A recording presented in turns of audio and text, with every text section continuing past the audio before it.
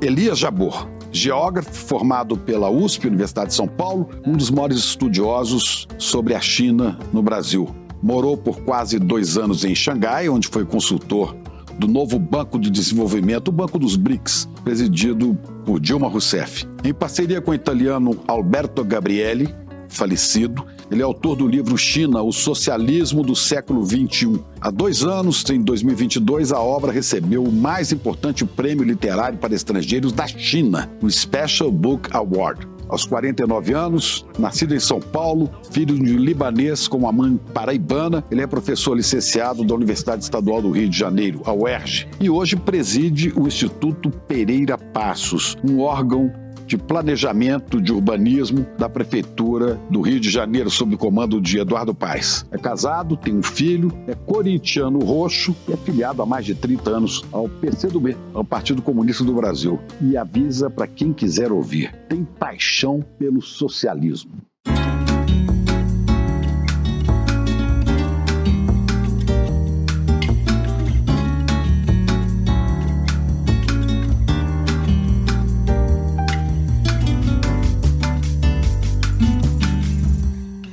Elias Jabbour, prazer enorme ter você aqui. Lá em Minas diria assim, é um prazer miserável ter você aqui conosco no ICL, né? Você que tem uma paixão pelo socialismo e outra paixão pelo Corinthians, que é um time também que tem umas características socialistas, de democracia, né?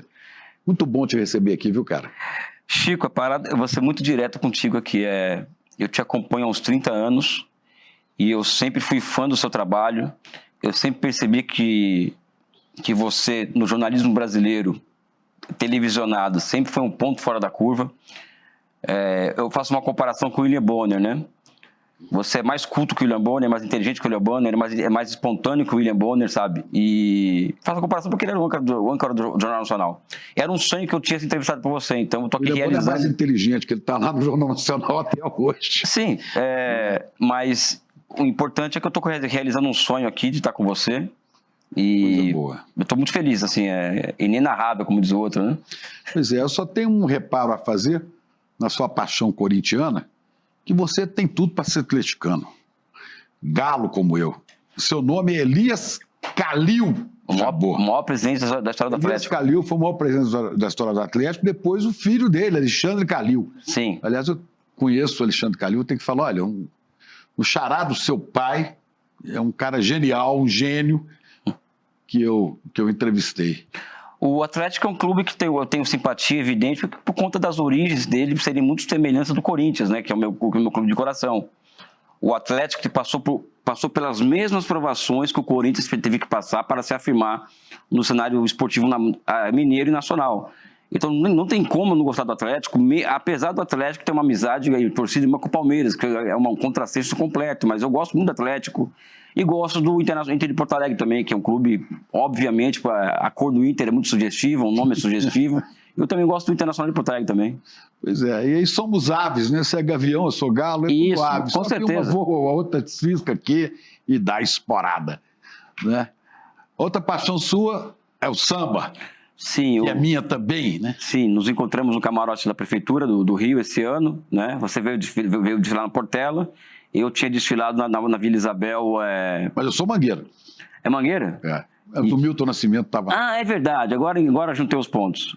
Como você já trabalhou com o Milton Nascimento, que eu sei, o cara só conviveu com o gênio, né? Milton, enfim. Eu tinha desfilado na Vila Isabel 2 dias antes aqui do nosso encontro, né? Então tenho 34 anos de bateria de escola de samba, né? Camisa verde e branca em São Paulo, no Vila Maria, camisa 12, e quando fui morar no Rio em 2014... Vila Isabel. Vila Isabel, que é uma escola de coração, né? E você ainda sai na bateria da camisa? Só na Vila Isabel. Na Vila Isabel. Só na Vila Isabel. Carnaval do ano que vem, vou te procurar lá no meio da bateria. Com certeza. Toca caixa, tá aqui as fotos aqui. Olha ele aqui com a caixa aí, fazendo um L. Fazendo o L do Lula, né? E é raro chegar onde você chegou, porque você é filho de um casal simples, humilde, né? E virou um gênio, eu acho, né? Acho que as coisas de gênio não é verdade, né? o que eu sou... Que eu tenho... que é a capacidade de perceber isso. Sim, eu tenho talvez o maior atributo que eu tenho é uma capacidade absurda de trabalho, sabe? Eu, por exemplo, sou uma pessoa que eu tenho em casa mais de 30 mil gráficos de Excel construídos sobre balanços de empresas chinesas, balanços de bancos chineses, balanços de obras na China, balanços de projetos de obras na China. E a partir dessas construções em gráficos de Excel, eu pude captar o que se chama na filosofia de fluxo dos acontecimentos e começar a construir conceitos, categorias, até uma teoria para entender a China da minha forma que eu enxergo aquela realidade. Então não é ser gênio, né? Eu tenho um hiperfoco, eu sou obcecado pelo conhecimento, obcecado pela ciência, e essa é uma vantagem competitiva que eu tenho nessa sociedade que está aí, né? E é evidente que isso tem relação direta com o meu passado, com a minha neurodivergência, do autismo que eu descobri mais já velho por conta da minha história, enfim, eu sou filho de um comerciante libanês, um trambiqueiro, como eu já disse em outro lugar. Ele veio do Líbano, montou viciado em baralho, eu tinha até um clube Viciado em baralho? Viciado em baralho, eu tinha um clube que ele juntava o pessoal dele lá para jogar, pegava o dinheiro do aluguel, jogava, então depois a cada 3 meses nós éramos despejados, né? Então não tinha estabilidade no trabalho, né? Você é filho único? Eu tenho um irmão que mora aqui em São Paulo. E o meu pai, ele conheceu a minha mãe, como eu já disse também em outro lugar, vou repetir aqui, na prostituição. Minha mãe é uma mulher linda. Seu pai conheceu sua mãe numa casa de prostituição? Na década de 60 do século passado. Eu nasci em 75. Minha mãe é uma paraibana, linda, gostosa, maravilhosa, a mulher mais importante da minha vida. Eu sou louco pela minha mãe, já faleceu em 99, né? Me emociona. Sabe, faleceu em 99. E o meu pai, nós vivíamos aos trancos e barrancos por conta dessa coisa do meu pai e tal, e uma família ultra disfuncional, porque o meu pai e minha mãe brigavam o tempo inteiro, porque o meu pai tinha muita mulher, tinha toda essa questão tinha filho fora do casamento, sabe? E ele morre no dia do meu aniversário. Ele se apaixonou pela sua mãe? Se apaixonou. A minha mãe era louca pelo meu pai, isso eu tenho certeza absoluta disso. Numa casa de prostituição. Ele foi lá, encontrou sua mãe, se apaixonou e tirou. Sim, tirou. E minha mãe, sim, ela tinha uma paixão absurda pelo meu pai, né? Ele morre em 86, no dia do meu aniversário. Meu pai passou a noite jogando, como era habitual, pegou o carro dele, na época um Fusca, e dormiu no volante, entrou debaixo do caminhão, aqui no bairro da Vila Maria, e eu estava na escola, e me disseram, olha... Você tinha quantos anos? Eu tinha 10 para 11, ia fazer 11 anos naquele dia. Aí fui na praça ver o acidente, aquela curiosidade, chegou lá e meu pai dentro do carro, sendo roubado, porque meu pai andava com ouro e tal, aquela coisa toda, e com os globos oculares para fora, né? Porque ele bateu embaixo do caminhão. Eu vi essa cena, né? E eu, como também já disse, eu perdi a minha inocência ali. Deu 3, 4 dias passado o enterro dele, e minha mãe não tinha comida em casa, e minha mãe volta para a prostituição, né? Então eu convivi a minha infância inteira em escola pública, sofrendo bullying diariamente por conta da minha família. Sua mãe voltou à prostituição para sustentar a vida em casa. Ela e você, né? Ela e minha irmã, né? Então não tinha muito para onde correr. Então eu sofri um bullying lascado na escola por ser gago, por ser esquisito, por não ser social, porque eu era coisa do autismo, né? Não gosto de multidão. Prostituta, né? O filho da puta, exatamente isso. Na rua, eu saía na rua de manhã. E como a minha mãe não fazia questão de esconder essa condição dela, porque era uma mulher muito corajosa, não estava nem porque os outros pensavam. Mulher extraordinária. Né? E eu era sacaneado na rua, na escola, né? E muito sacaneado, assim. E eu não falo isso para me vitimizar, não. Muito pelo contrário, eu não tenho um menor, assim... eu nem precisaria disso para poder, sabe? E isso foi calcando a minha vida, né? Eu tenho um filho, fui tendo que criar hábitos para ser mais hábil durante situações difíceis, porque eu sei que a vida ia ser muito cruel comigo. Então não adiantaria ser um cara sectário nas coisas, porque muito jovem já percebi isso. E também muito jovem percebi que eu tinha que entrar na USP, né? Isso é uma coisa, sua mãe nunca deixou te faltar nada? Não, nada. Minha mãe nada. Tudo? Nada. Teve pessoas que me ajudaram, que eu não vou negar. Isso aí não, sabe, ninguém é self-made man, não existe isso, ninguém, sabe. Mas ela tinha as limitações dela. Então, tanto é que eu entrei na USP em 92, eu fiz um vestibular quando estava no segundo. Como é que foi você sair? Você, nessa casa, você disse numa entrevista que você chegou um tempo a sua mãe levar os clientes dela para sua casa, né? Eu dormia na sala, porque a casa era pequena, então ela levava as pessoas para casa. E eu dormindo, eu via aquele movimento dentro de casa, então eu tinha que conviver com essa coisa emocional de ver a sua mãe naquela situação, que até hoje não é fácil. Você imagina da década de 80, né? E eu comecei a matutar, eu tenho que entrar na USP, né? Eu tenho que saber eu tenho que ir para a faculdade. Aí eu entrei na USP pela primeira vez, um vestibular no segundo colegial, não no terceiro, então com o terceiro colegial, entrei em Direito. Né? Sem fazer pré-vestibular, sem nada, entrei em Direito. Mas não pude fazer o curso, que eu tinha que fazer o terceiro colegial ainda, só que no outro ano não fiz Direito, fui fazer Geografia, que é o que eu queria fazer. Geografia, entrei no curso de Geografia, cursei o curso de Geografia. Aí tem aquela história também de que uma coisa da vingança, de eu comprar jornais com meu nome. Como é que é?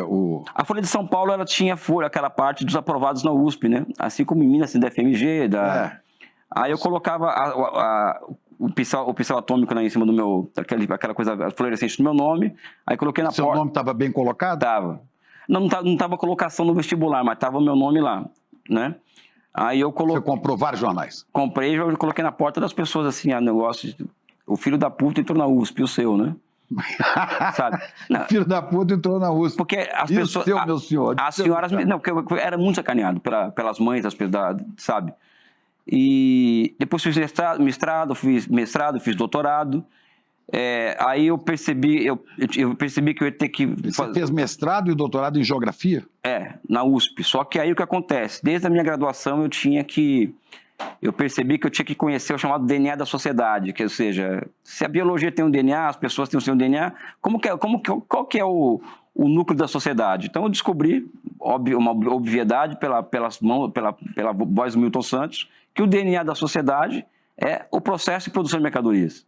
Então eu comecei a fazer dentro do curso de Geografia todo um percurso de, entre aspas, economista político, ou seja, eu fui estudar Adam Smith, Ricardo, Marx, economia monetária, Keynes, economia monetária, os monetaristas, os neoclássicos, a escola austríaca, desenvolvimentistas latino-americanos e anglo-saxãos. Então, eu fiz um curso de economia sozinho para entender isso. Autodidata.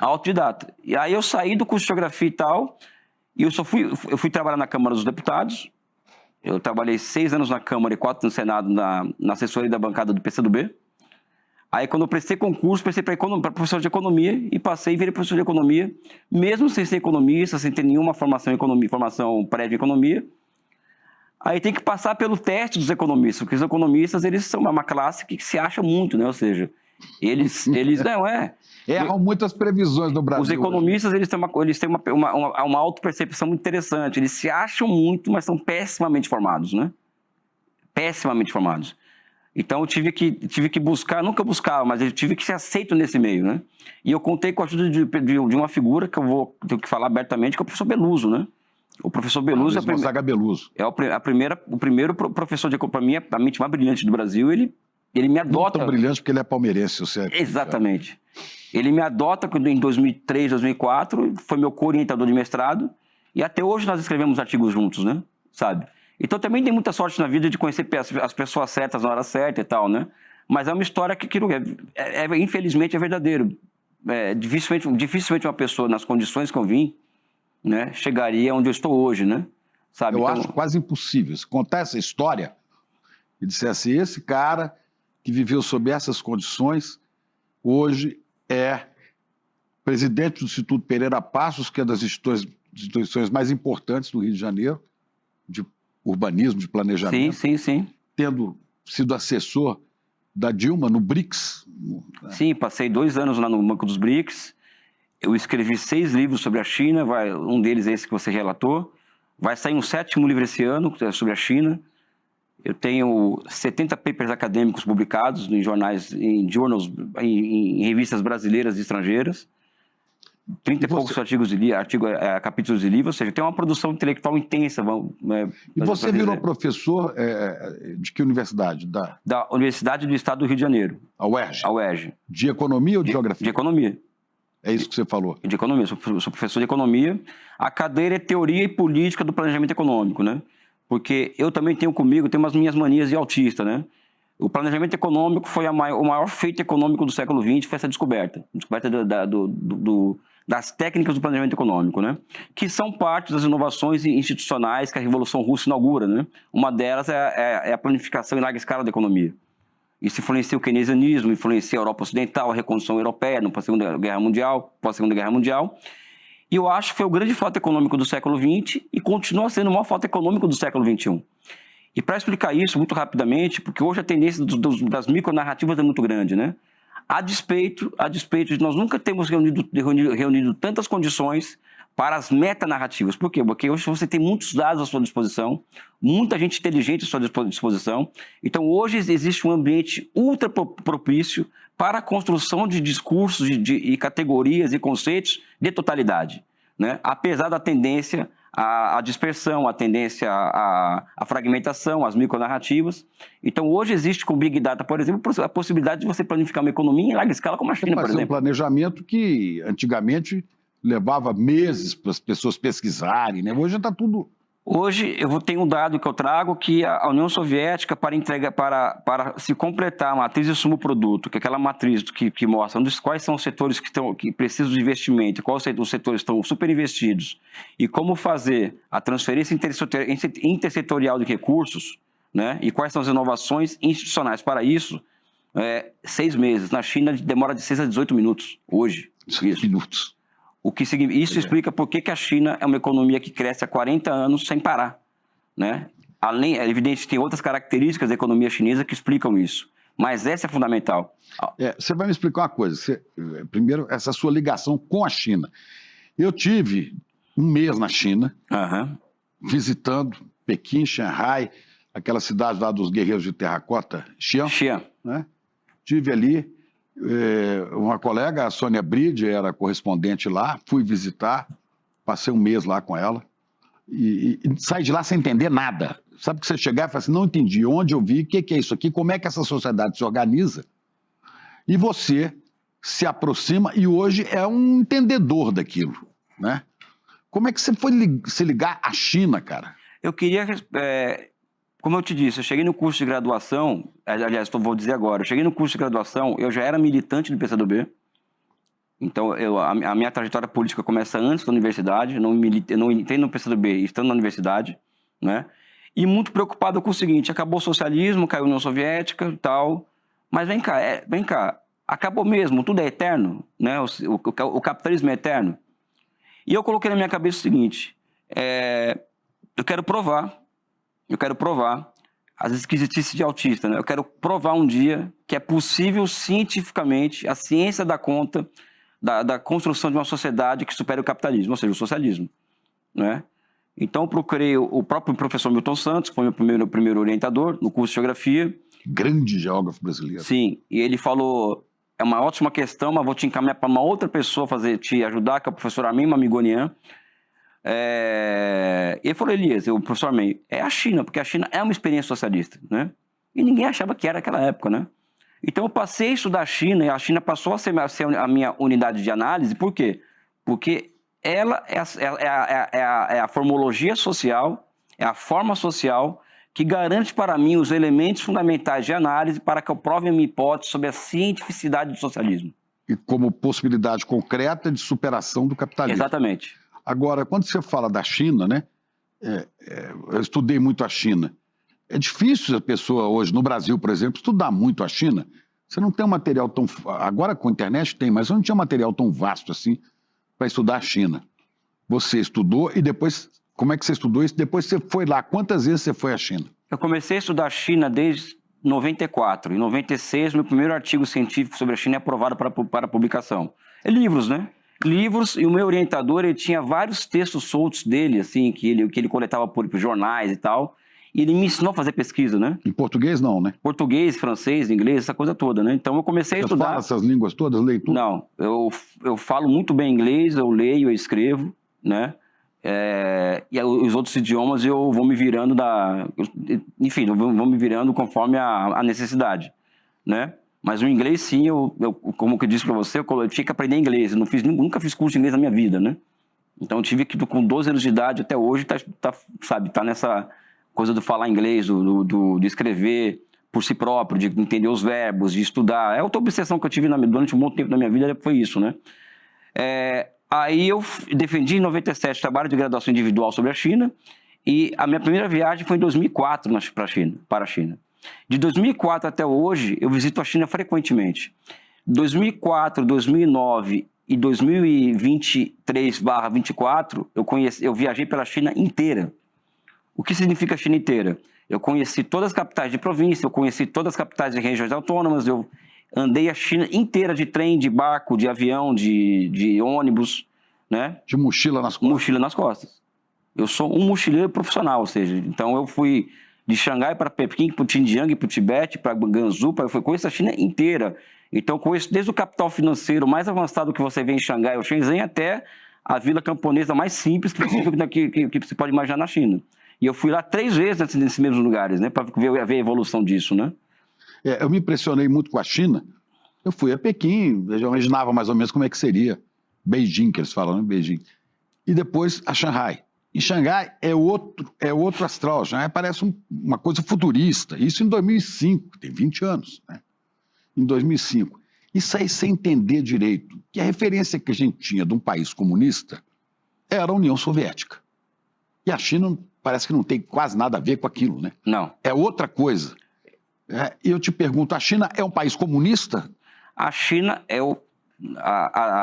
a tese que eu defendo e teorizo isso mesmo disso, que a China é uma formação econômico-social orientada ao socialismo. O que significa isso? É um sistema baseado em primeiro, a política na frente da economia.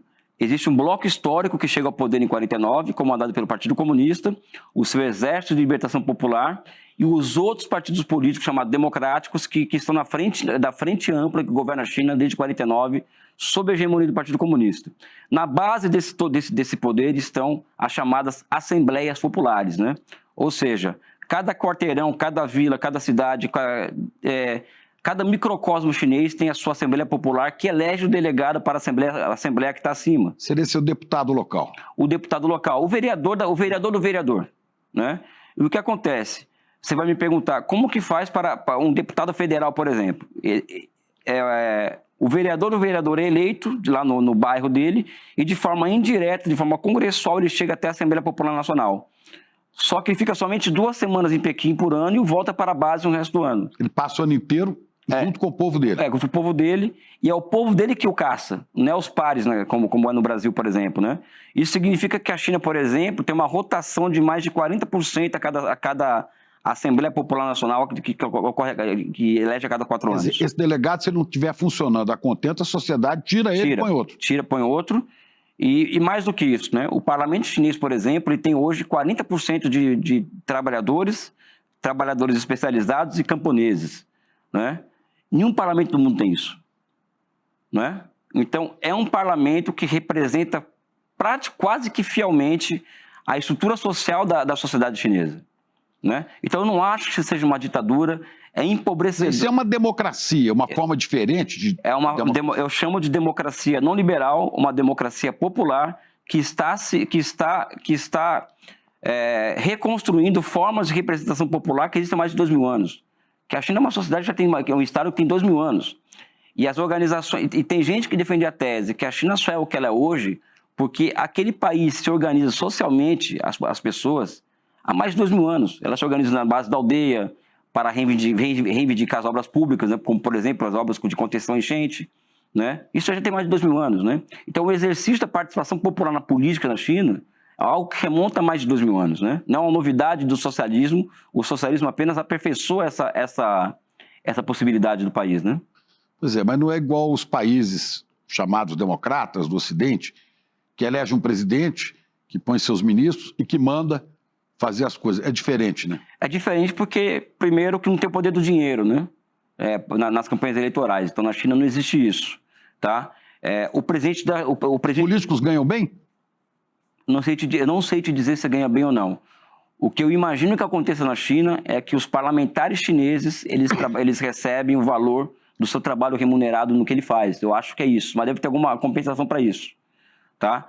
O que acontece na China é que o presidente da República, geralmente ele é indicado pelo Partido Comunista, só que ele é eleito pela Assembleia Popular Nacional, que é composto por esses representantes que vêm de baixo. Não é uma democracia, não é eleito diretamente, como é no Ocidente, mas a democracia... No Ocidente, em termos, os Estados Unidos não elege diretamente. Não, exatamente. Mas a forma política da China, a China caminha para ser uma democracia uma democracia uma democracia de participação direta. Por quê? Porque existem os chamados, ao lado das Assembleias Populares, tem os Conselhos Consultivos Políticos, que é o seguinte, desde o nacional até o local, reúne-se as personalidades daquele local e nacionais para ouvir a opinião delas sobre as coisas. Então, está o Chico Pinheiro, está Elo Vilela, está o Eduardo Moreira, não são deputados, mas são personalidades. Essas pessoas vão participar do Conselho Consultivo Político, né, para serem ouvidas sobre o que elas acham da China. Então, é bicameral como aqui, que é Senado e Câmara, só que lá é diferente. E eu acho que é uma forma de democracia, é polêmico isso, muito mais avançada do que qualquer democracia ocidental, na minha opinião. Pois é, mas a crítica que o Ocidente faz é que é um regime totalitário, que não pode ter opinião divergente, que não pode ter partido de oposição. Como é que é isso? Não, realmente não pode ter partido de oposição, né? Isso não pode. Até porque a China ela é um Estado revolucionário, né? E um país como a China, por exemplo, ela tem o exemplo da União Soviética, ela tem que se proteger 25 horas por dia, porque para os países ocidentais, para o imperialismo norte-americano, usar suas big techs para descarrilhar aquela sociedade é muito fácil. É só você ver o que aconteceu no Brasil em 2013, a partir de 2013, por exemplo. Agora, isso não significa que não haja liberdade para diversidade de opinião, né? Eu vi pessoas na China dando opiniões sobre tudo e opiniões altamente divergentes dentro da universidade. Então isso é uma mentira falar que a China... De crítica ao regime também? Crítica aberta, eu não concordo com isso. O Xi Jinping, por exemplo, o atual presidente, ele é odiado pelos bilionários, pelos milionários e pelas classes médias altas das grandes cidades chinesas. Por quê? Porque ele foi para cima desse pessoal. E ele é criticado abertamente. Pois é, aqui, né, o que se fala... Os neoliberais, não, tem que ter o Estado mínimo. E a China dá certo tendo o Estado máximo. É o Estado máximo, para vocês terem uma ideia, a organização empresarial do Estado chinês, a China, por exemplo, hoje, ela no núcleo da sua economia, ela tem 96 conglomerados empresariais estatais, o que significa que é como se tivesse 96 conglomerados do Porsche da Petrobras, que é uma companhia... 96 grandes empresas. 96 empresas do princípio ativo da Petrobras. Aqui só tem duas e já estão reclamando, não tem que ter nenhuma. Lá tem 96, que essas empresas são as empresas que geram os efeitos de encadeamento para o restante da economia chinesa, né? Além de serem as empresas que geram os ciclos de acumulação. Ou seja, é o setor público da economia chinesa, não privado ou não público, que gera... que emanam os efeitos para que o país cresça e se desenvolva. Agora, né? Esse crescer vai dentro de um trilho, né, de um rumo que é dado por um planejamento. Sim. Parece que a grande palavra é essa, né? Sim. Planejamento. Sim. O país se planeja para mais anos e todo mundo se subordina àquele planejamento. Não, todo mundo, inclusive o setor privado da economia. Por isso que eu tenho defendido a tese de que a China não existe um setor privado propriamente dito. O que existe é um setor não público. Por quê? Não público. Não público. Que é diferente do privado. Por quê? Me permite explicar isso.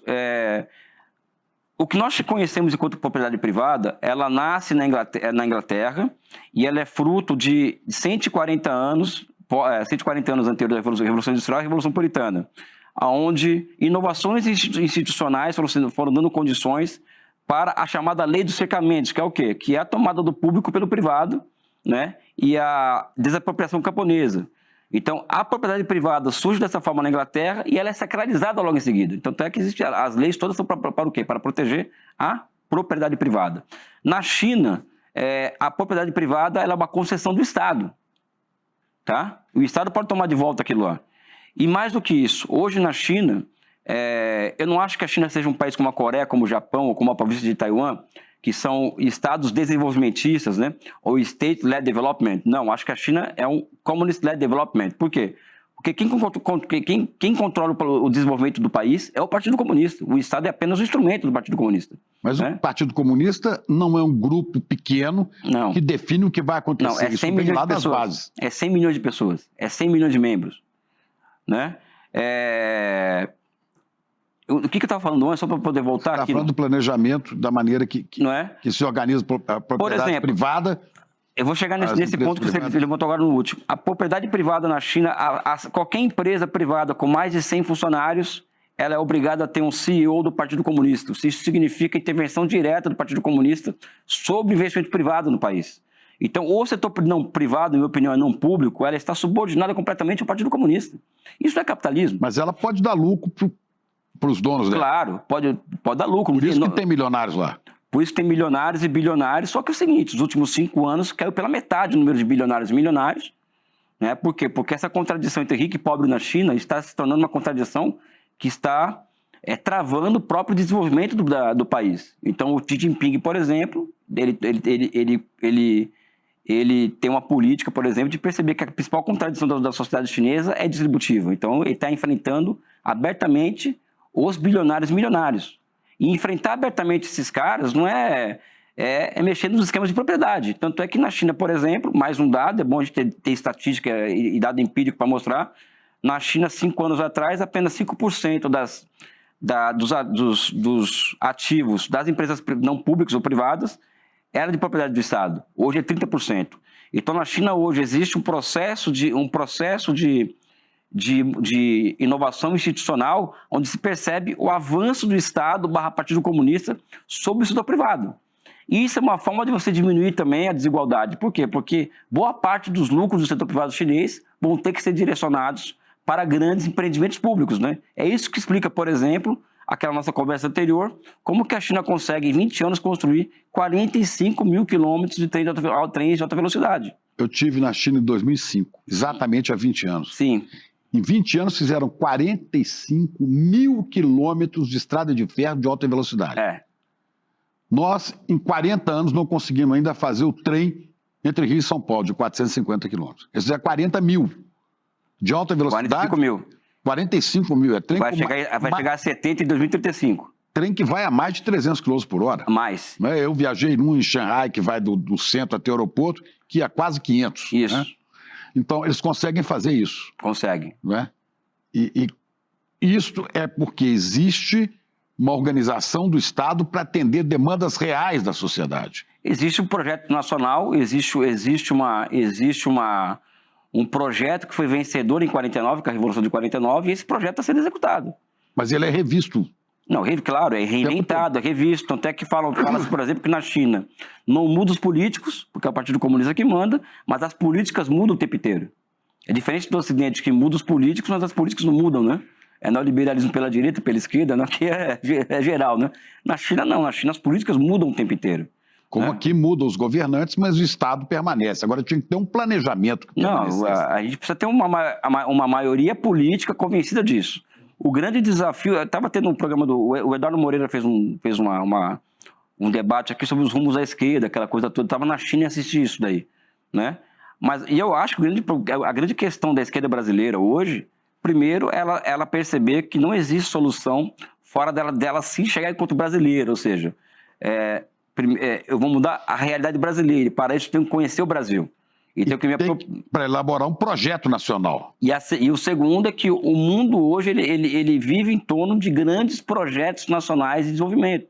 E o Brasil não pode ser exceção. Então, enquanto a esquerda brasileira não pensar em termos de projeto nacional, e é evidentemente que esse projeto nacional pode ser visto como um caminho para o socialismo, nós estaremos perdidos, né? Nós vamos ficar militando pelo movimento, fazendo movimento pelo movimento, né?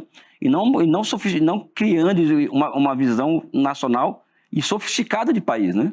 De superação do capitalismo no longo prazo, inclusive, né? Eu vi você dizendo, assim como aconteceu no Brasil, o Brasil em que eu nasci, na década de 50 e 53, era um Brasil muito mais rural do que hoje. Sim. Hoje o campo está muito esvaziado, as pessoas vieram para a cidade, né? Muitas vieram de área rural, que hoje são grandes plantações do agronegócio, criação de gado, soja. As pessoas vieram para a cidade para trabalhar em quê? Em construção civil, para ficar desempregado, para morar em favelas. Na China também houve a modernização tecnológica no campo e a população que era rural foi para as cidades. Não, mas não tem favela lá. Eu sempre trago um dado. Primeiro que eles têm um sistema de migração interna, que é o sistema Hukou, que existe desde a época do Império.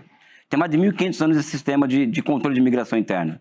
O Mao Tse-tung e quem vem depois dele se aproveita disso para evitar a favelização do país. Então você olha para a Índia e olha para a China, né? A questão é que esse sistema está sendo flexibilizado e nos últimos 10 anos, 200 milhões de chineses saíram do campo para a cidade. 200 milhões em 10 anos? Em 10 anos. Quer dizer, um Brasil inteiro saiu do campo para a cidade. A questão que eu levanto é que não é você colocar as pessoas lá e colocar aqui. Primeiro, existe uma meta de criação de 12 milhões de empregos urbanos por ano. Então você vai ter que colocar a sociedade ou as pessoas que trabalham no corpo de Estado para pensar como se encontrar, como se gerar 12 milhões de empregos urbanos por ano. O segundo é criar escola, hospital, saneamento básico, rua, avenida, prédio, para que as pessoas vão morar lá. Então, isso é lá não existe favela. Não. Existem pessoas que moram de forma precária, você vai encontrar. Agora, favela, isso não existe. Isso eu te garanto, que não existe. Isso não é propaganda, eu falo porque eu fui pesquisar. Né? Não estou falando aqui de orelhada ou porque eu gosto da China. A China tem vários problemas. Ela não está alheia a problemas e a contradições. Agora, a questão que eu coloco para o debate público é o seguinte: essa capacidade chinesa de colocar 200 milhões de pessoas do campo para a cidade em 10 anos é algo que desafia a inteligência humana, isso, como eles conseguem fazer isso.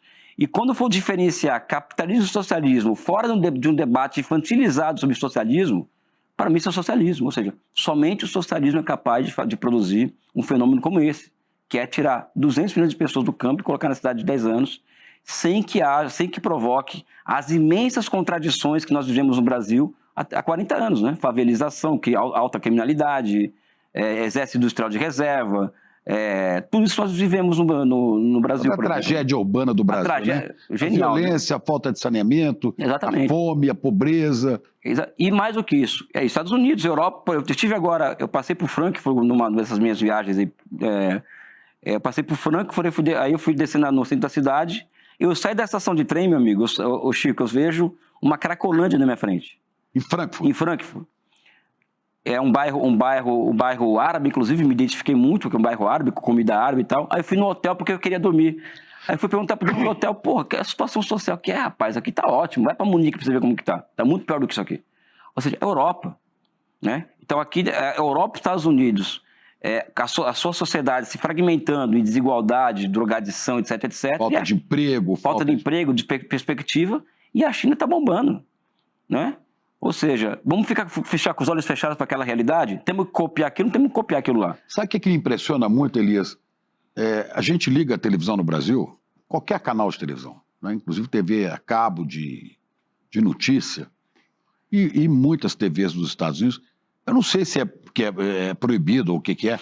Você não tem imagens da China, sabe? Tipo um documentário que mostra como é que é a vida na China, a vida no campo, a vida na cidade, né? Você não tem. O Brasil tinha lá, fui lá na época que era correspondente lá, Sônia Bride. Hoje a Globo não tem nenhum correspondente na China. E devia ter, porque é o que está mais próximo hoje da realidade brasileira, né? Politicamente. Né? Não, a questão é a seguinte: nós não temos imagem da China. Por que é difícil? Vamos cair na censura mesmo. Aqui estou falando com jornalistas. Mas censura da China ou censura do Brasil? Do Brasil, do Ocidente. Não quer mostrar isso? Quer mostrar os trens balas? Eu estou com jornalista de nível internacional na minha frente, sabe muito bem como funciona uma redação. A China, de 2020, ela elimina a pobreza extrema no país, elimina a pobreza extrema com aquelas condições geográficas. 2020. 2020 ou 2020, acho que foi 21, desculpa. E a China tirando quantas pessoas da... Ela tirou 800 milhões de pessoas da linha da pobreza entre 800 milhões de pessoas. Entre 78 e 2020/21.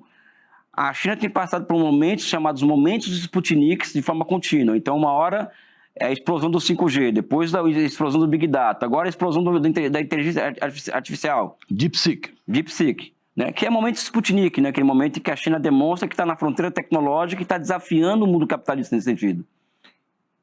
E ninguém... O governo chinês foi aprovado o orçamento, né, que dá 7% do orçamento para defesa, para Forças Armadas, e 10% para pesquisa. Exatamente isso. A pesquisa vale mais do que arma, né? Não, eu costumo dizer que a China é uma forma... O socialismo hoje, ele se apresenta diante da nossa realidade quanto uma forma histórica específica, baseada no poder político, poder político do Partido Comunista, o bloco histórico que chegou ao poder em 49, a grande propriedade pública sobre a finança, que os bancos lá são públicos, né? São 144 bancos com capacidade de criação de moeda, públicos, não privados, e grandes conglomerados públicos no núcleo da economia, não é? Lá Então, tem um mercado financeiro de rentistas, que o cara aplica dinheiro, ganha dinheiro emprestando dinheiro. Não. Lá na China você vai ganhar dinheiro investindo na produção, é diferente. De cada 100 dólares que se investe na economia chinesa, cerca de 96 vão para a produção de mercadorias ou de bens. Nos Estados Unidos é menos de 30 dólares. Isso explica, por exemplo, a capacidade muito rápida de inovação tecnológica da China e a capacidade cada vez mais lenta de inovar dos Estados Unidos, que vai se tornando um estado parasitário, né? Então, a China e o socialismo, ela se apresenta... Qual que é a forma histórica hoje que existe na China de socialismo? Para mim, é a transformação da ciência em instrumento de governo. A razão no comando, ou seja, aquilo que o Engels falava no Anti-Jury, né, em que ele coloca que a razão ela é uma das características basilares do socialismo enquanto forma de governo, né? E você vê na China isso hoje. A ciência ela penetrou completamente nos polos da sociedade chinesa. Quer dizer, a sociedade caminha subordinada à ciência. Exatamente. Enquanto a gente vive, muitas vezes aqui, vivemos fortemente isso, o negacionismo científico. Você que gosta de uma cerveja, que eu sei, vai num boteco na China e lança uma hipótese lá, sentado com algum chinês lá, e vai te perguntar, de onde você tirou isso? Qual que é a base? Ele não vai falar qual que é a base científica, de onde você tirou isso? Como é que você chegou a essa conclusão? Eu Exatamente. bebi uma Tindal. Exatamente isso, ou seja, a China tem essa característica, né? Enquanto que nós aqui, a pessoa fala que a Terra é plana e é normalizado um negócio desse, entendeu? É normal e tal, sabe? O sujeito diz que a gente está numa ditadura, né, do judiciário. Não, incrível isso, porque o Bananinha, por exemplo, eu fico perguntando o seguinte, imagina um americano vai para a Rússia dizer que vive uma ditadura nos Estados Unidos. E um senador da República vai pedir à Rússia que invade os Estados Unidos. O que acontece com um cara desse? E aqui a gente não. A gente aqui acha que o cara é tão machão, inclusive, né? Que não foi nem denunciado do Bolsonaro, já fugiu, né? Sabe? Enfim, é uma piada, né? A extrema-direita é uma tragédia no Brasil, assim. E é uma extrema-direita que, antes de tudo, ela é antinacional. Ela odeia o povo brasileiro, né? Enfim, aí já sai da China, volta para o Brasil, que é a nossa paixão, né? Mas a gente fala de tudo. Na China, no ambiente universitário, tem alguém que consegue plantear, discutir um ponto de vista de direito? Sim. Não, aliás, um dos problemas que eu vejo na China é que os cursos de economia são muito liberais, né? Ou seja, o pensamento liberal, por exemplo, essa visão neoliberal e tal, na China está... As universidades discutem abertamente. E tem gente que defende o neoliberalismo na China. Tem, liberalismo. Só que não consegue emplacar com o programa de governo. Não consegue emplacar porque é o seguinte, na hora que você enfrentar uma demanda, vamos dizer assim, uma demanda concreta, não é a mão invisível do mercado que vai resolver aquele problema. E os caras sabem disso, né? Então, isso não consegue sair da universidade, virar força material suficiente para virar política de governo na China. Porque na China você tem que enfrentar o seguinte, 12 milhões de empregos urbanos por ano, essa é a meta, para manter um país estável, né? Um país de 1 bilhão e 400 milhões de habitantes. 1 bilhão e 400 milhões de habitantes. Você tem que atender essa demanda. Você tem quantas cidades? Eu vi você falando disso, de metrô. Quantas cidades tem metrô? 44 cidades na China tem metrô. Tem metrô. E dá prejuízo, é deficitário. 41 dessas são deficitárias, sendo que Xangai, eu não sei se a proporção é de 1 para 3, ou seja, de cada yuan investido pelo Estado, 3 é prejuízo. R$1, vamos dizer assim. R$1, vai de conta que é R$4 a passagem de metrô, né? O passageiro paga 1? O prejuízo é 300%.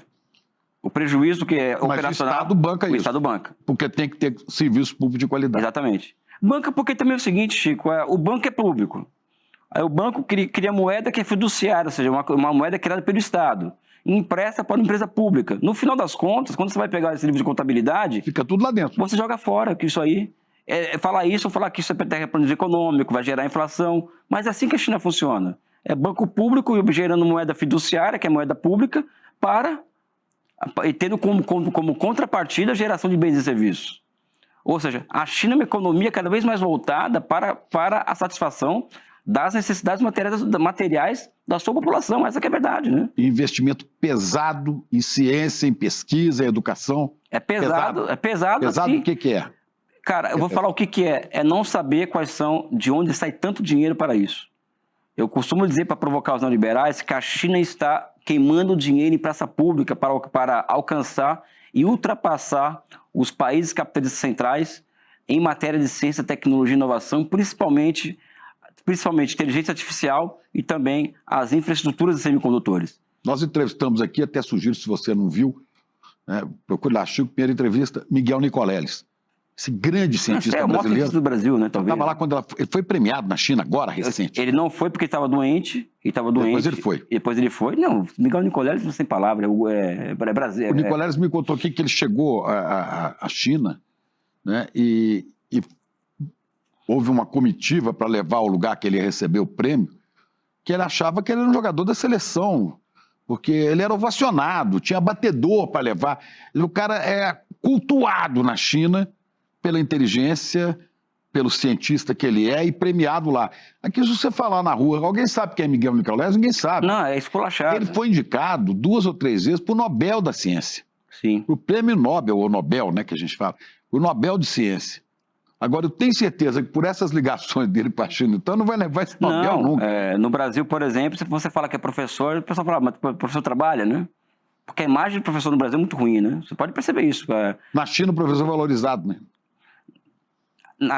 Certamente, o profissional mais valorizado na China hoje, perante a sociedade, é professor.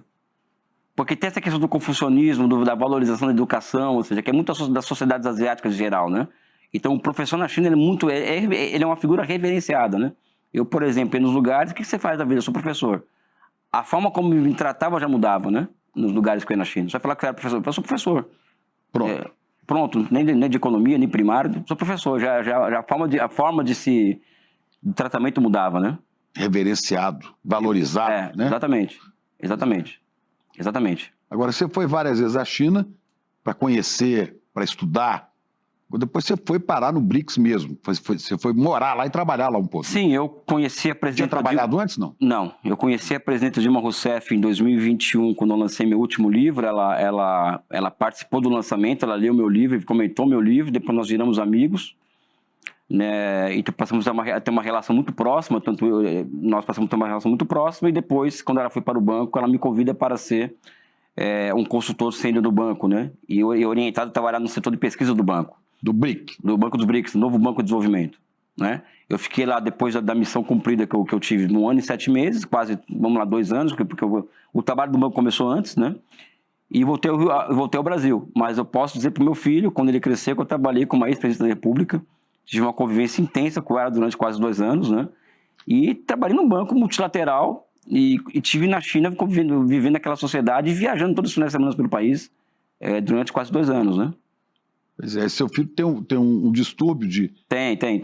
Semelhante ao seu, igual, né? É igual, neurodivergente, acho que é um pouco mais severo, mas ele está tendo possibilidades de desenvolvimento por conta do tratamento que ele recebe.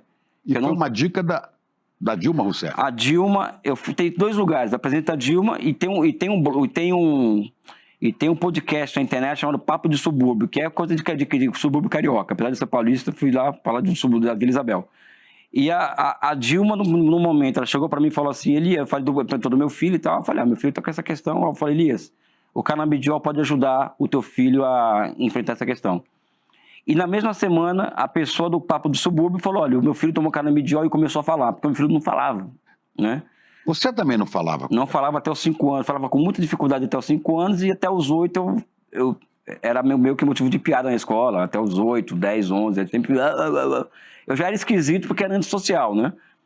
Sabe? E o problema de barulho, né? Muito grande. Mais a gagueira, essa coisa toda, né? Mas a Dilma, ela falou, o canabidiol pode ajudar seu filho. Aí veio essa outra dica também do Papo de Subúrbio, meu filho começou a tomar e começou a falar. Meu filho hoje, ele melhorou muito a fala dele, a sociabilidade, as questões afetivas e tal. E a presidenta Dilma fez parte disso, com certeza. Ela fez parte dessa... Ela ficou até emocionada quando eu mostrei um vídeo para ela dele falando e tal. Olha... É impressionante. Um parênteses aqui, um dia eu entrevistei o Carlos Heitor Coni, já falecido, né, grande escritor, grande pensador brasileiro, crítico, literário. E o Coni me disse que até os 5 anos ele era mudo. Eles achavam que ele era mudo, achavam mesmo. Um dia eu cheguei na sala e comecei a conversar tudo com todo mundo. Eu já tinha acumulado todo o conhecimento da fala. Eu falava frases inteiras, as pessoas levavam. O meu filho está numa onda hoje do seguinte, ele assiste desenho em inglês e ele já está operando nos 2 idiomas já, inclusive, né? Então ele é um menino que vai eu acho que ele vai ter um futuro interessante pela frente. Eu não gosto de superdimensionar nossa, meu filho, porque eu não acho isso legal, não faz bem, né? Mas eu acho que o meu filho bem encaminhado, ele vai chegar lá. Mas então vamos contar como é que você foi parar nos BRICS. Tá. Começou essa questão da minha relação diretamente com a presidenta Dilma, de convivência. Do lançamento do seu livro? No lançamento do meu livro, ela adorou o meu livro. Depois ela teve contato com a deputada federal, você conhece, a Jandira Fegali. Quero conhecer o Williams pessoalmente e tal. Aí nós começamos a ter contato. E toda vez que ela ia ao Rio de Janeiro, nós nos encontrávamos, né? E era conversa intelectual mesmo. Eu ia na casa dela e tal, para bater longos papos sobre teoria, marxismo, geopolítica, China e tal, né? Quando pintou essa hipótese do Banco dos BRICS, porque isso foi uma coisa que foi sendo construída, porque primeiro como uma pessoa com os predicados dela tinha que ser vice-governo, né? Não tem conversa, ela tinha... E eu achava já à época que ela ir para o Banco dos BRICS seria um local onde ela poderia realizar um trabalho de ponta para o país e para o mundo, e também, não vou falar uma reparação que foi feito com ela, né? Mas, enfim, ela lá ia... Teria como continuar. Exatamente. E o trabalho do banco, o que acontece? A gente chega no banco, o banco estava fora do mercado de capitais, por causa da guerra da Rússia, o antigo presidente muito inoperante, né, um bolsonarista, não vou aqui falar dele porque não cabe, e o desafio era recolocar o banco no mercado de capitais, né? Então a presidenta Dilma, ela consegue esse feito à época de recolocar o banco no mercado de capitais, o banco voltar a captar para poder emprestar. O desafio seguinte, ele é o desafio que eu acho que é o desafio mais interessante que nós enfrentamos até hoje, que aí que eu falo que a minha missão foi cumprida, que é a mudança da geografia econômica da captação do banco. Então o banco captava em dólar, e continua captando em dólar, fora da China, né? Então a ideia nossa era internalizar essa captação de dólares para dentro da China. Então sob o comando da presidenta Dilma, nós conseguimos fazer essa mudança da geografia econômica da captação do banco para dentro da China, né? O que é uma vitória, né? Você basta captar em dólar dentro da China.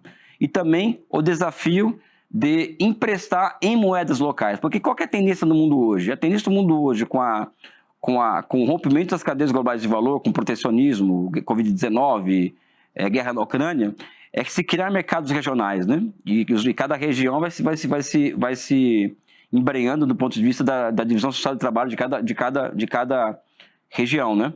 E também surgem sistemas locais de pagamento, né? Então o banco incentiva o surgimento desses sistemas locais e também incentiva o empréstimo em moeda local. Quer dizer, empresta ao Brasil em real. Está caminhando para isso, né? Mas emprestamos muito em yuan, né? Na moeda chinesa. Então hoje estamos caminhando para alcançar 30% de empréstimos em yuan, o que é uma vitória absurda, dentro das limitações que o banco enfrenta, porque o crédito do banco ainda é um pouco caro, porque tem a Rússia no banco, e a Rússia está em conflito, né? Agora, é um banco que ainda é um banco que está na sua infância do ponto de vista institucional, então o desafio da presidenta nos próximos anos, que ela vai ficar lá nos próximos 25 anos, é consolidar o banco do ponto de vista institucional, a questão das regras, da governança, etc, etc, etc. Porque é isso, não adianta você ter pressa para construir uma instituição, ainda mais uma instituição que busca ser o braço financeiro do sul global, né? Então, acho que o banco caminha... Esse banco seria garantia ou a condição para que o sul global, os países que integram o BRICS, né? Que esses países pudessem ter autonomia, vamos dizer assim, exatamente, financeira para investir. O princípio ativo é esse, que você coloca, o princípio ativo do banco é esse. Nós não chegamos lá ainda. Pois é, mas porque cada país tem um desenvolvimento sem dependência da grande banca internacional. Exatamente. Mas existe uma questão que é existencial, que é assim, o banco capta em dólar ainda, né? Então, para que esse banco seja o que ele tem que ser, ele depende muito de mudanças profundas no sistema financeiro internacional, né? Isso implica na diminuição do papel do dólar no mundo, surge meios de pagamento não convencionais e que não necessitam diretamente do dólar enquanto unidade de conta, né? Então não é uma coisa fácil, vamos dizer assim, cumprir o papel histórico que esse banco tem que cumprir. Mas eu acredito que vão se criar condições para isso, né? Pois é, o Brasil fornece principalmente commodities para a China e recebe produtos industriais da China. Não é possível estabelecer nas duas moedas, no yuan e o real. Já rola isso, já rola. Independente de passar pelo dólar? Já rola, já tem iniciativas nesse sentido, mas acho que o problema, Chico, é outro, né? Nós temos que ter clareza do que nós queremos com a China, tá? Clareza é o seguinte, eu observo o seguinte, que a China, ela pode ser a nossa janela externa para a nossa reindustrialização. O que significa isso? Significa que, assim como na década de 50, o Juscelino, o seu conterrâneo, ele observou para os Estados Unidos a tendência do automóvel, as estradas, etc, etc. Ele viu isso como uma chance do Brasil se industrializar e dar um salto. Então ele internaliza as montadoras, surgem de 2 a 3 mil pequenas e médias empresas no setor automotivo, que se transformam na década de 80 no maior parque metal mecânico do mundo, que o Brasil foi isso, né? E ali você interliga o Brasil em estradas, ou seja, ele percebeu uma tendência ao desenvolvimento dada de fora. Nós não somos um país socialista, nem um país capitalista desenvolvido, então nós não temos condições de criar tendência para o nosso crescimento econômico, nosso desenvolvimento, então tem que aproveitar o que vem de fora. Ele consegue isso e o Brasil bomba. Eu acho que hoje a questão é nós observarmos quais são as tendências que a China cria para o nosso desenvolvimento e nos planejarmos para isso, né? A China, para você, a China é um exemplo de possibilidade de desenvolvimento para o Brasil. Mais do que isso, Chico, eu não vejo, o Eduardo Paes sabe muito bem disso, já falei com ele isso várias vezes. Eu quero falar de Prefeitura do Rio também, vamos chegar lá. Eu acho que a saída para o Brasil é uma integração produtiva total com a China. Isso não é ser subordinar a China, nada disso, é igual à China, mas é uma integração produtiva total com a China, né? Agora, isso demanda pensamento estratégico, demanda um nível de sofisticação de pensamento, ou seja, aquilo que aprendemos no marxismo, né? Ou seja, isso demanda um elemento subjetivo do pensamento muito bem elaborado, que é o que falta hoje para o Brasil e para a esquerda em particular, né? Por que a China dá certo, cresce na pesquisa, cresce na tecnologia, né? Investe na educação, consegue administrar um país de 1 bilhão e 400 milhões de pessoas? É um país socialista. E por que a União Soviética não deu certo, se é um país comunista também? Eu acho que a gente tem que ter um olhar mais... Tem diferença, eu sei que... Não. A pergunta é genial. O genial é o simples, né? E o jornalista top faz esse tipo de questão, né? Sabe? A União Soviética, nós temos que ser mais generosos com a história do nosso movimento, né? Do movimento comunista internacional. Então, quando eu olho para por que a União Soviética deu errado, eu olho para Gênova e Veneza, que foram as primeiras experiências de manufaturas capitalistas do século XV. Gênova e Veneza. Que elas surgem contra experiências capitalistas, manufaturas, só que tinha um feudalismo cercando muito mais forte e que sufocou militarmente aquelas experiências, né? Então, a União Soviética era o quê? É a primeira experiência socialista cercada de capitalismo hostil, que sufocou a União Soviética até o último de seus dias, e levou aquela experiência ao ocaso, e também as suas contradições internas. Então, eu tenho elaborado o seguinte, a União Soviética ela se esgota por suas próprias incapacidades, por exemplo, a questão da inovação tecnológica, ela perdeu a corrida tecnológica dos Estados Unidos, ela chegou num ponto que ele esteve à frente dos Estados Unidos na inovação tecnológica, só que ela parou.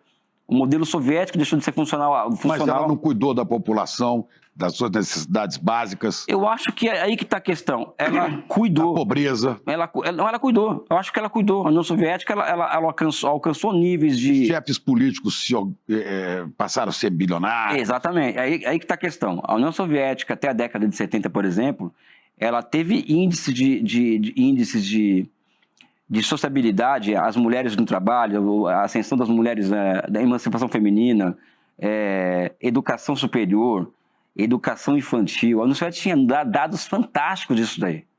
A questão é que o sistema necessitava de reformas, né? E para que houvesse essas reformas, necessitava-se de líderes com capacidade de observar os problemas e superar esses problemas. Um deles é a questão da inovação tecnológica, né? Só que o Partido Comunista da União Soviética virou uma máfia. Já na década de 70 já era muito claro isso, tanto é que o Boris Yeltsin e o Gorbachev eram chefes do Partido Comunista. São duas figuras... E brigavam. E degeneradas, né? Duas figuras degeneradas. O Gorbachev confessa que o objetivo dele era acabar com a União Soviética, depois de um tempo, né? E o Yeltsin era combateu o Gorbachev. Não, exatamente, né? E foi um cara que é o Fernando Henrique com vodka, né? O pessoal fala, né? Na época, né? Então, a União Soviética cai pelas suas contradições internas e pelo seco externo, né? Mas eu olho com muita generosidade aquilo, porque aquilo foi a nossa experiência histórica, né? Eu não nego aquela experiência, até porque a China não existiria sem aquela experiência. Agora, mas a organização da China é diferente. Os herdeiros do Mao Tse-tung são muito mais competentes que os herdeiros de Stalin, por exemplo. Acho que essa é uma diferença fundamental. Pega os herdeiros do Mao e pega os herdeiros de Stalin. A capacidade daqueles caras, né? Então isso também conta muito, né? O papel das figuras na história, né? Então quem vem depois do Mao é o Deng Xiaoping, é o herói da longa marcha, por exemplo, sabe? Depois o Jiang Zemin, Hu Jintao, Xi Jinping, são tudo figuras de altíssimo nível e preparadas para o poder político. A União Soviética não. Vem o Khrushchev, depois vem o Brezhnev, vem o Andropov, ou seja, cada um... Depois vem o Yeltsin, enchia da cara. Exatamente, ou seja, você vai vir no grau de degeneração política da União Soviética, né? Então, isso explica muito o ocaso soviético e o sucesso chinês, né? E a China percebe já em 78 que ela tinha problemas estruturais na sua economia e parte para o enfrentamento dessas questões, né? E sem a menor questão, sem a menor assim, vocação para colocar sujeira para debaixo do tapete, como fazia a União Soviética, né? Sabe? Então são muitas diferenças, assim, sabe? São muita diferença entre uma coisa e outra, né? Mas você acha que ali existe uma história de desenvolvimento, de planejamento, que, se adaptada às condições brasileiras, se a gente pensasse em planejar um país dessa maneira, a gente podia... Podia. Muito. Eu sei que nos anos 90... A China era muito mais pobre que o Brasil. Não, 1980. 80 era. Eu acho que o marco zero da China é a Revolução de 49. Então não dá para dissociar o sucesso chinês com o fato de ter feito uma revolução em 49. Nós temos uma revolução em 30. É evidente que na Revolução de 30 não tinha a natureza socialista como a chinesa tinha, mas tinha um sentido desenvolvimentista como a China também tinha. A Revolução de 30 ela foi traída pelo Collor, com a eleição do Collor em 89. Até que o Fernando Henrique vem e fala que esqueça o que escreveu.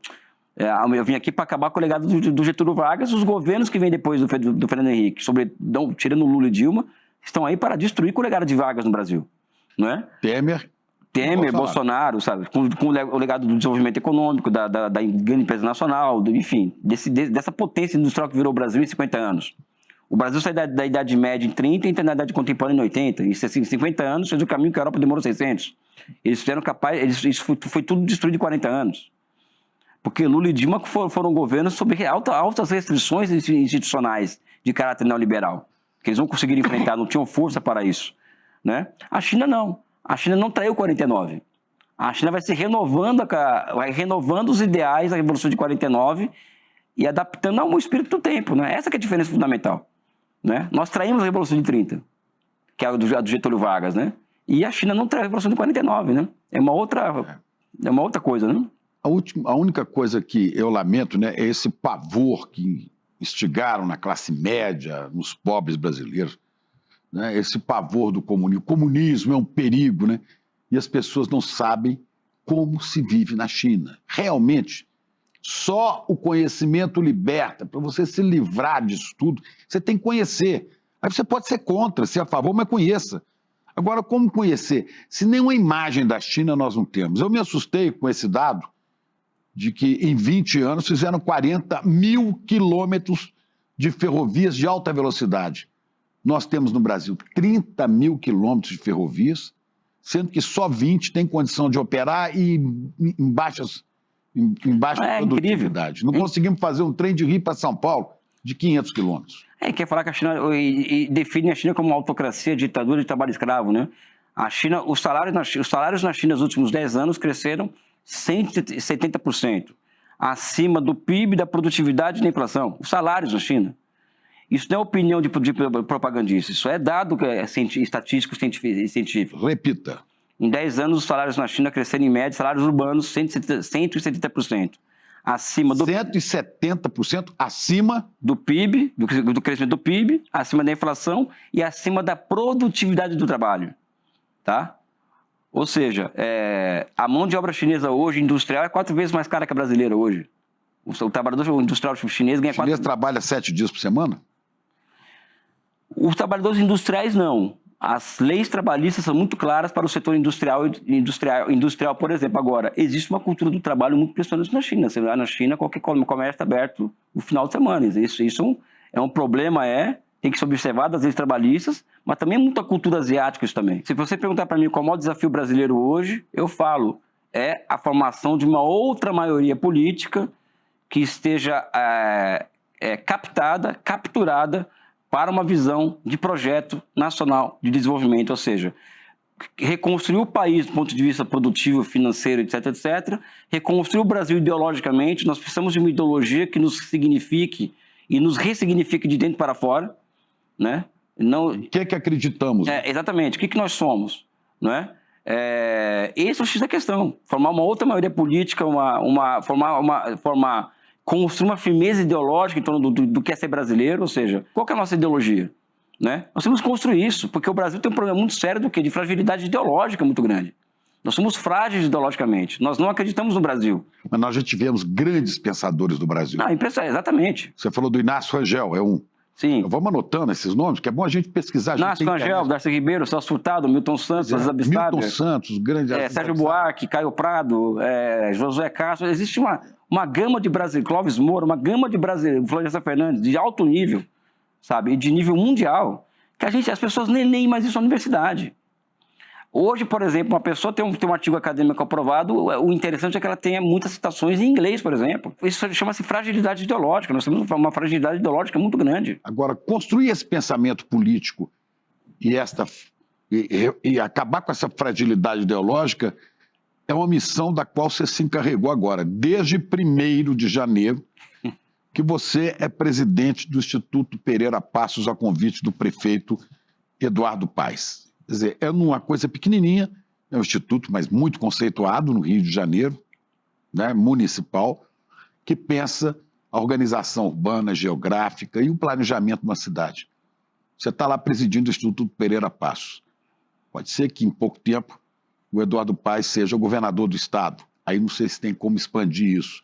Você acha que o Rio tem jeito? O Rio de Janeiro pode ser uma... Claro que tem jeito. Eu acho que o Rio... Pode ser um farol dessa ideia para o Brasil?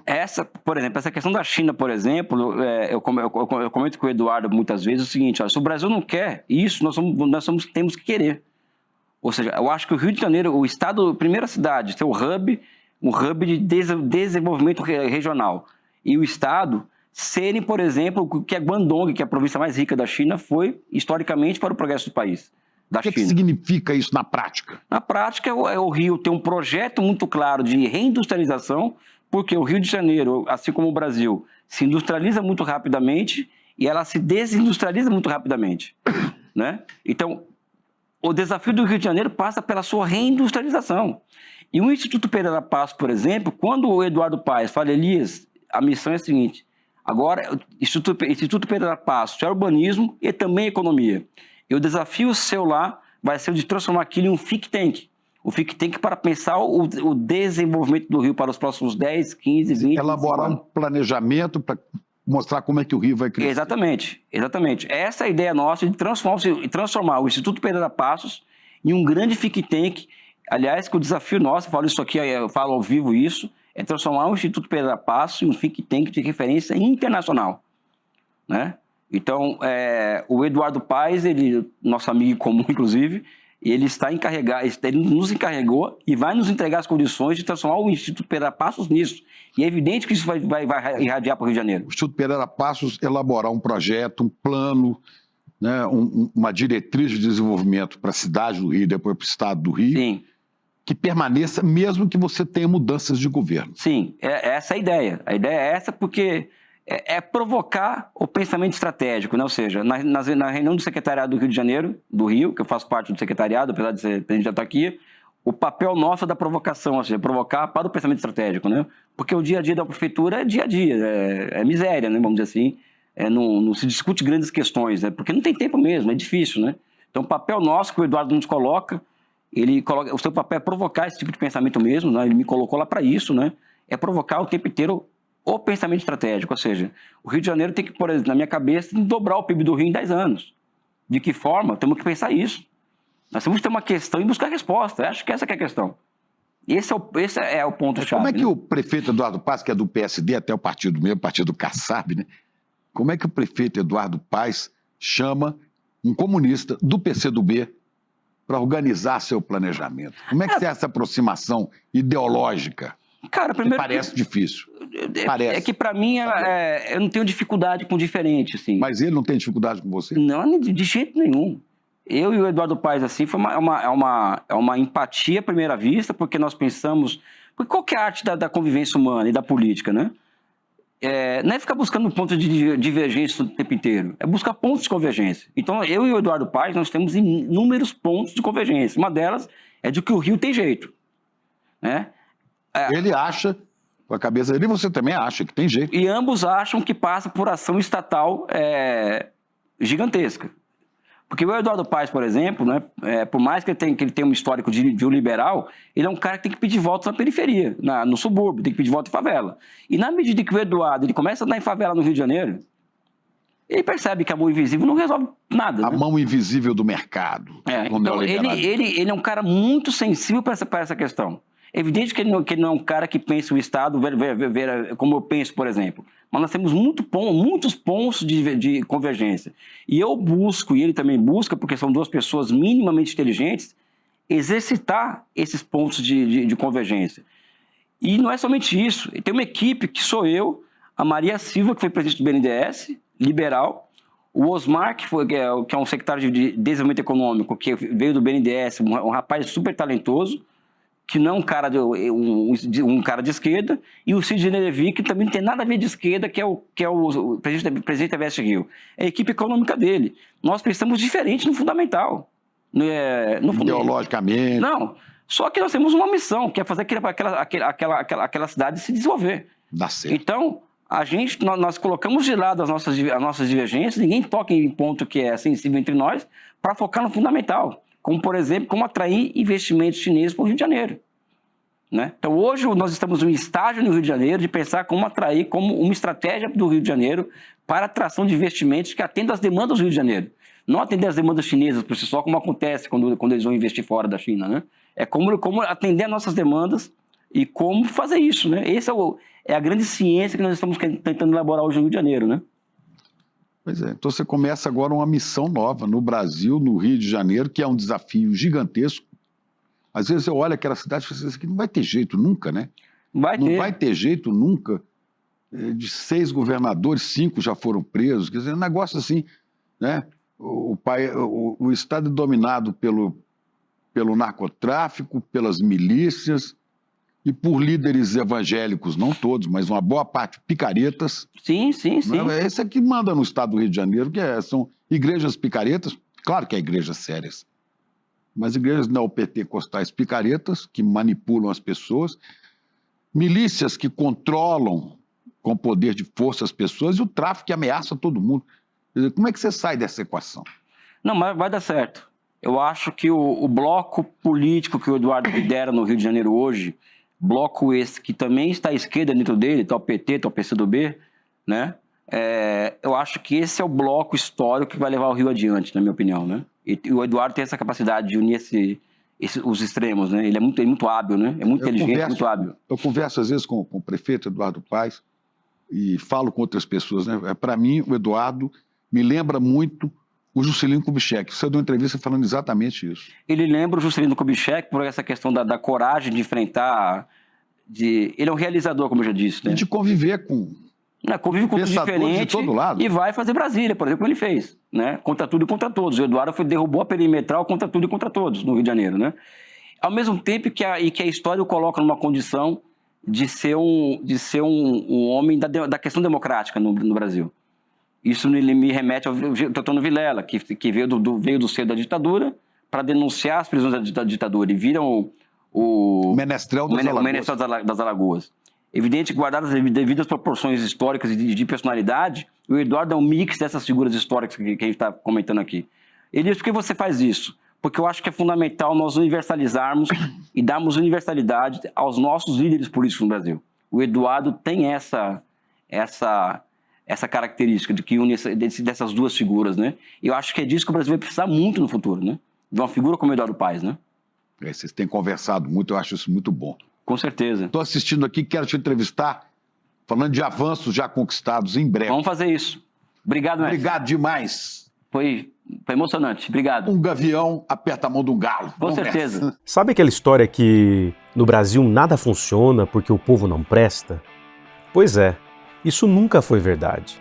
Mas foi o discurso perfeito para que as elites escondessem os seus privilégios e para elas poderem apontar o dedo para quem de fato sempre foi explorado. E no fim das contas, esse discurso disseminado à torto e à direito tem raízes profundas na herança histórica que o nosso país carrega. E na aula inaugural da segunda turma da pós-ICL-FESP, o sociólogo Gessé Souza vai explicar por que essas ideias se tornaram senso comum e como a elite usa esse discurso para manter o país até hoje de joelhos. Por que as elites odeiam o povo brasileiro? No dia 15 de maio, quinta-feira, às 20 horas, uma aula gratuita e aberta para você que quer compreender melhor esse país.